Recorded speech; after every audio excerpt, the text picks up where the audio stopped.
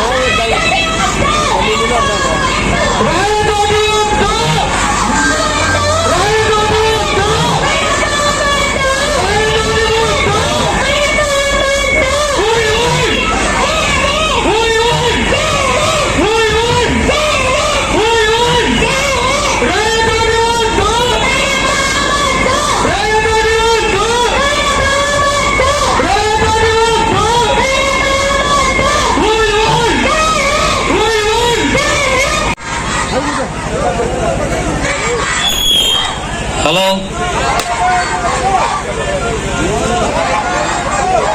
Vehicle కదలాలమా, vehicle ఫ్రంట్కు. చాలా దగ్గరగా ఉన్నటువంటి ప్లేసులను ఎప్పుడో గుర్తించి గత ప్రభుత్వమే ఈ 2 మండలాలను కూడా కడప జిల్లాల్లో కొనసాగించాలనేటటువంటి నిర్ణయం తీసుకున్న తర్వాత ఇప్పుడు వస్తున్నటువంటి ప్రభుత్వము ఈ మండలాలను అన్నమయ్య జిల్లాలో కలుపుతామని చెప్పడం చాలా అన్యాయమైనటువంటి విషయము. ప్రజల కోరిక మేరకు, ప్రజల అవసరాల మేరకు ప్రభుత్వం నడవాలి తప్ప ప్రజలకు ఇబ్బంది కలిగించేటటువంటి రీతిలో ఏ ప్రభుత్వం కూడా నడవకూడదు అనేది నా అభిప్రాయం. ఈ చుట్టుపక్కల ఉండేటటువంటి ప్రాంత ప్రజలందరికీ కూడా, రైతులకు కావచ్చు, ఉద్యోగస్తులకు కావచ్చు, లేకపోతే విద్యార్థులకు కావచ్చు, చాలా అనువుగా జిల్లా హెడ్ క్వార్టర్ అనేది చాలా దగ్గరగా ఉంటుంది.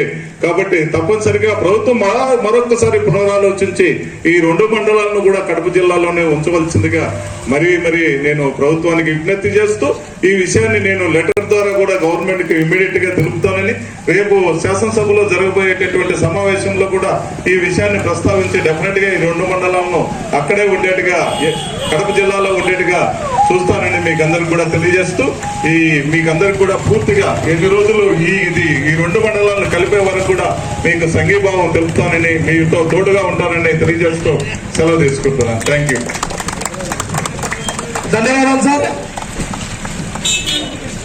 మరి ఇప్పుడే ఈ దీక్షా శిబిరానికి విచ్చేస్తున్నటువంటి మా అందరి ప్రీతమ నేత, మా అన్న శ్రీ అతిగారి కృష్ణ గారికి, ఆయన పట్టుదలతో సిద్ధోటంలో ఉన్న రిటైర్డ్ అయిన మా ఆఫీసర్లందరినీ తీసుకొచ్చి చిన్న వయసులో డాక్టర్లు కూడా తెచ్చి పెట్టాడు కొడుకును కూడా. నిజంగా చాలా సంతోషకరం.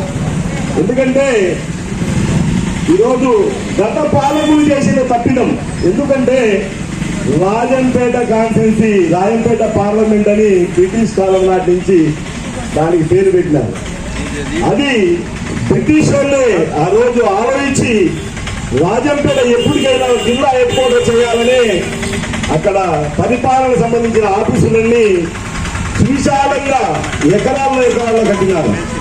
ఒక ఆర్టీఓ ఆఫీస్ కానీ, తహసీల్దార్ ఆఫీస్ కానీ, ఒక హాస్పిటల్ కానీ, అన్ని రకాల ఆఫీసులు సువిశాలంగా కట్టినారు. ఎందుకు కట్టారంటే ఆ టైంలోనే వాటర్ సోర్సెస్ ఉండే ఏరియా సువిశాలంగా ఉండే అక్కడ ఏరియా. అంటే స్థలం ఎంత కాలం డెవలప్ అయ్యేకి స్థలం ఉంది. అక్కడ గవర్నమెంట్ బిల్డింగ్ వేసుకునే దానికైనా కూడా, వ్యాపారానికి సంబంధించిన కన్సెషన్ చేసుకునే దానికి, ఎన్ని రకాల పరిశ్రమలు కట్టుకునే దానికి అనుకూలం ఉండే ఏరియా. కాబట్టి బ్రిటిష్ కాలం నాడే బ్రిటిష్ వాళ్ళే దీన్ని ఆ రోజే వాళ్ళు దృష్టిలో పెట్టుకొని సువిశాలమైన స్థలాలు ఇచ్చి ఆఫీసులుగా కట్టినారు.